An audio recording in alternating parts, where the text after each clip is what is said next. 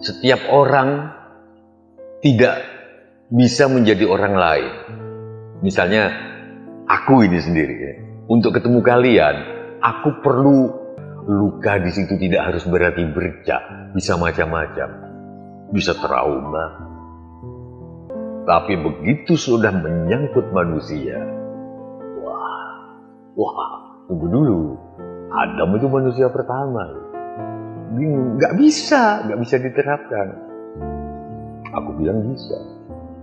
Kalau kita pakai prosa susah. Gimana dari monyet, dari ini, dari itu kok terus timbul Adam.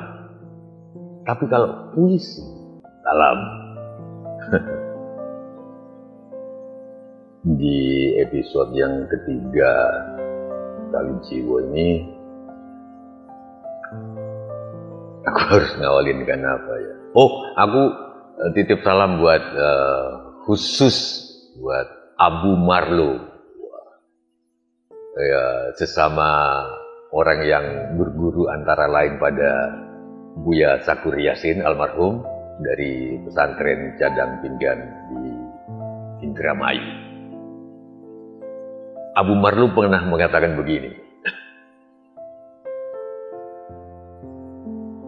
setiap orang tidak bisa menjadi orang lain. Misalnya aku ini sendiri ya. Untuk ketemu kalian, aku perlu detik ini, untuk pertemuan detik ini, aku perlu 62 tahun melalui pengalaman kesana kemari, ditolak pacar, menikah, punya anak, punya cucu, pernah luntang-lantung dan lain sebagainya. Pengalaman-pengalaman itu, detik ini dengan bekal itulah aku ketemu kalian. Dan kalian dengan pengalaman sendiri-sendiri, ada yang sudah 32 tahun hidupnya. Ada yang 40 tahun dengan suka duganya sendiri. Maka Joni nggak bisa jadi Ahmad, Sidul nggak bisa jadi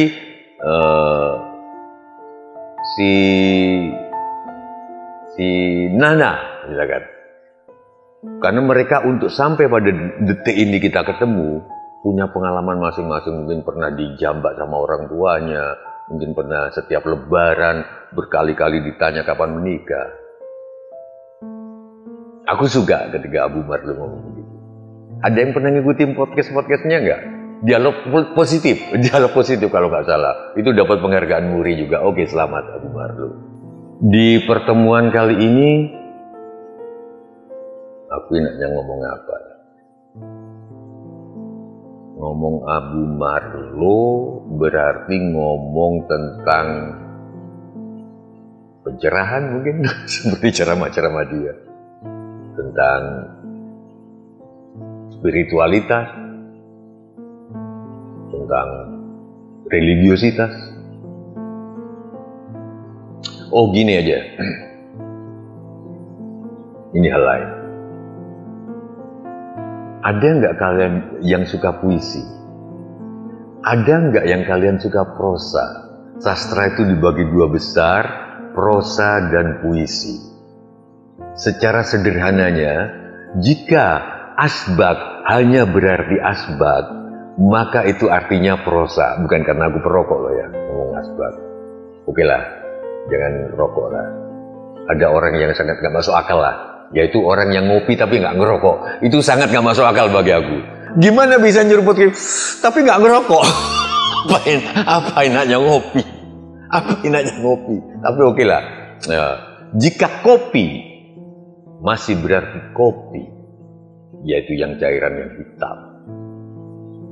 Oh iya, tentang kopi, aku punya sedikit puisi. Jika yang suci selalu yang bening, maka tak akan pernah ada kopi di antara kita.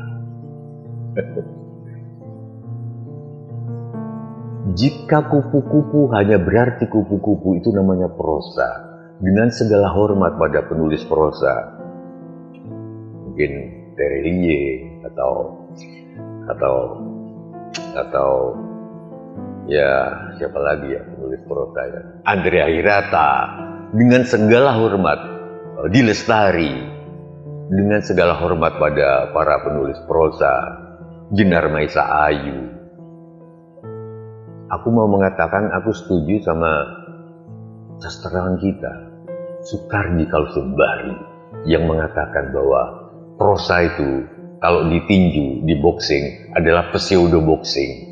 Boxing yang palsu, boxing yang semu. Tapi inti sastra adalah puisi, karena di dalam puisi asbab tidak cuma berarti asbab, bisa macam-macam, dan hanya di dalam puisi kita baca berkali-kali, artinya bisa beda-beda tergantung situasi kejiwaan kita ketika baca itu.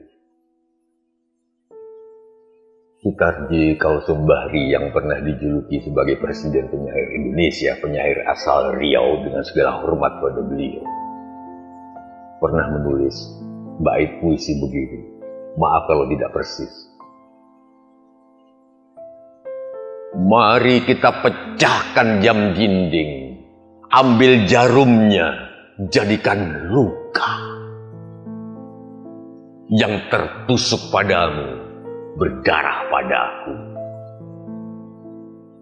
Bagi aku indah. Jarum jam di situ tidak hanya berupa jarum jam.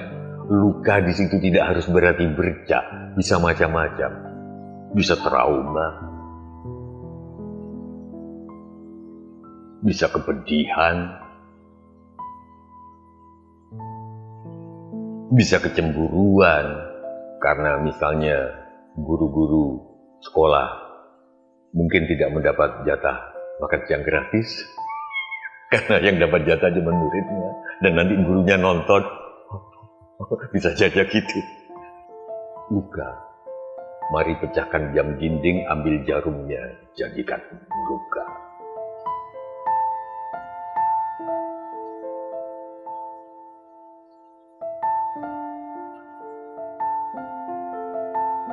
Kenapa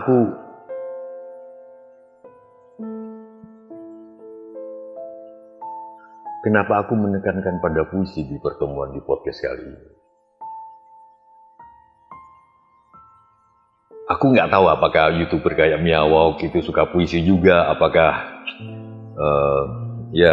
Pros Diamond suka puisi juga. Tapi oke lah, Pros Diamond sama Miawok, aku asumsikan juga suka puisi secara diam-diam. Kalau mereka suka puisi, menurutku mereka adalah orang yang beruntung. Coba lihat, teori yang paling komprehensif, katanya, kata para ilmuwan, aku nggak ngomong Rocky Gerung lah ya, kata para ilmuwan, teori yang sangat komprehensif di samping teori tentang feminisme, yaitu teori evolusi. Teori evolusi itu menyambut, wah, orang pertama makhluk itu pertama bersel satu, lalu timbullah bla bla invertebrata, lalu vertebrata, lalu muncul monyet simpanse dan lain sebagainya. Orang bisa terima. Tapi begitu sudah menyangkut manusia,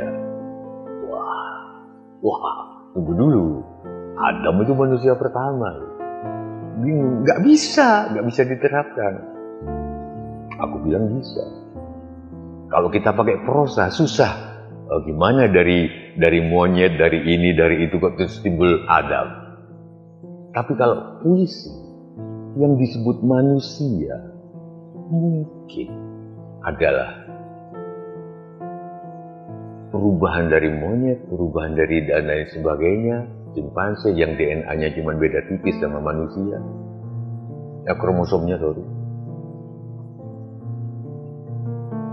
Yang disebut manusia pertama adalah dalam tanda kutip hewan ini yang telah punya kesadaran. Itulah manusia.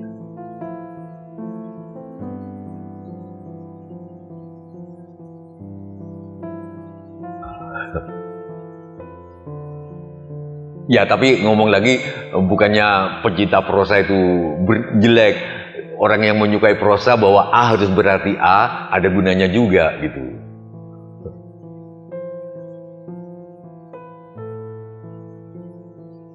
Setan itu dari mana? Oh, setan itu bersiung ya. Terus matanya kadang-kadang ada yang cuma matanya aja, ada yang gambarannya nggak ada kakinya, ada yang nggak ada punggungnya, kayak sendal bolong gitu, ada yang kayak lampor yang bunyi kakok gitu guys. Sebab dengan itu komikus bisa hidup. Bayangin aja coba, kalau setan itu nggak digambarkan, nggak digambarkan seperti itu. Komikus hidup dari mana? Kalau komikus nggak hidup berarti buku-buku nggak banyak dicetak, industri kertas, perpustakaan juga nggak menyimpan komik-komik tentang setan dan lain sebagainya. Padahal dalam kesadaran puisi bisa saja setan itu ya berupa aku, kayak Sujiwo Tejo, setan. Atau orang yang aku masih kelihatan buruk, ada orang yang santun, ada orang yang ingge, ada orang yang halus banget, padahal mungkin itu setan. Tapi ini kalau digambar nggak enak. Bisa jadi tentang utusan Tuhan itu bukan sesuatu sosok dari dunia cahaya, dari dunia, tapi sesuatu yang secara molekuler, secara kromosom, secara hormonal, secara interaksi saraf-saraf di sini itu. Nah, itulah komunikasi Tuhan dengan makhluknya. Dari situ dia ngomong, inilah sabda Tuhan. Tapi kalau begitu, komikus hidup dari mana? Maka digambarkan ada pengantar dari Tuhan ke utusan. Dan sebagainya.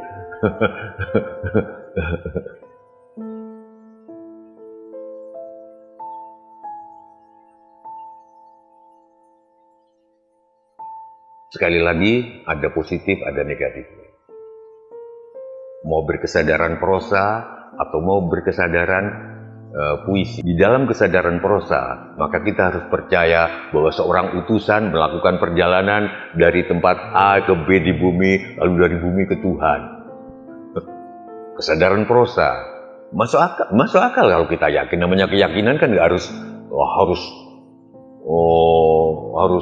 diilmiahkan. Namanya keyakinan kok. Bisa aja yang disebut peristiwa pertemuan dengan Tuhan itu bukan perpindahan dari tempat A ke B di bumi, lalu B ke Tuhan, tapi dari pikiran ke hati. Jadi peristiwa itu berlangsung di dalam jiwa manusia. Itu kalau kita punya kesadaran puitis.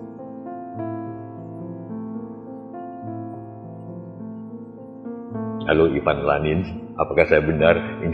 Ini bukan orang berlatar bahasa, tapi pernah bekerja di Wikipedia dan lain sebagainya, dan muncul sekarang sebagai ahli bahasa. Halo Ivan Lanin.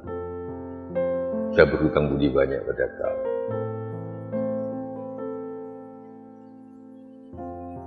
Puisi itu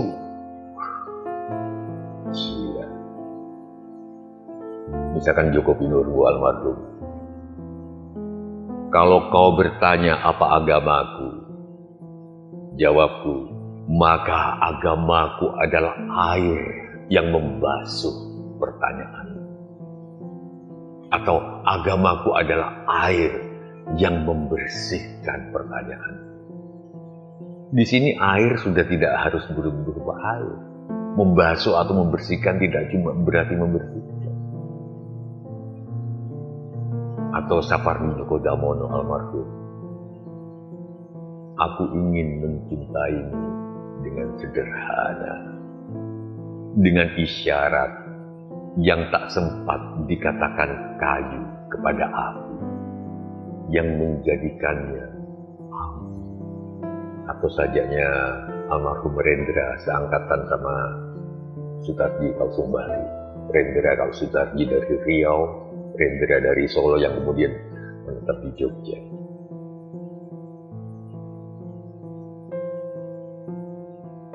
Sambil menyeberangi sepi, kupanggili namamu, kekasihku. Sambil menyeberangi sepi. Berarti sepi. Berarti sepi itu semacam jalanan, tapi sepi bukan dalam arti kesepian itu sendiri.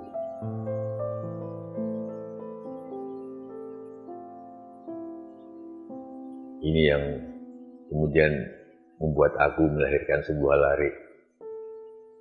Berbahagialah mereka yang menyusuri jalanan baru, karena di setiap titik di jalan itu, dia tidak terikat pada kenangan. Puisi,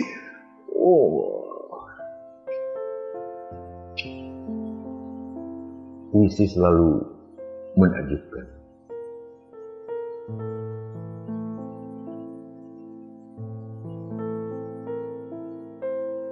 Puisi selalu lebih menggetarkan aku daripada prosa. Oh ya, ada lagi. Puisinya Jalaluddin Rumi. Tak ada yang kau ketahui tentang cinta kecuali hanya namanya. Tak ada yang kau ketahui tentang cinta kecuali hanya namanya. Tapi seluruh puisi itu kalah semua dengan puisi tertinggi menurutku dan menurut beberapa orang, dan aku setuju, yaitu puisi yang berbunyi begini. Kami, putra dan putri Indonesia, mengaku bertumpah darah yang satu, tanah air Indonesia. Kami, putra dan putri Indonesia, mengaku berbangsa yang satu, bangsa Indonesia. Kami, putra dan putri Indonesia, menjunjung bahasa persatuan, bahasa Indonesia.